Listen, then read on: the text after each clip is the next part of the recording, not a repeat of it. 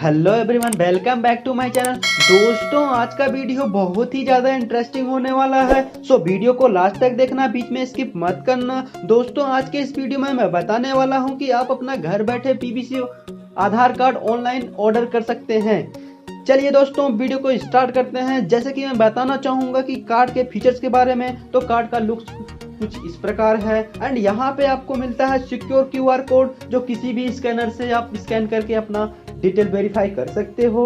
And यहाँ पे आपको यूडीआई का होलोग्राम मिलता है एंड माइक्रो टेक्स्ट मिलता है एंड गोस्ट इमेज मिलता है। इस कार्ड की अगर लुक की बात करूँ तो कार्ड का लुक बहुत ही बढ़िया है। तो चलिए दोस्तों, पीवीसी आधार कार्ड लाइव दिखाऊंगा ऑर्डर करके, वीडियो में लास्ट तक बने रहना।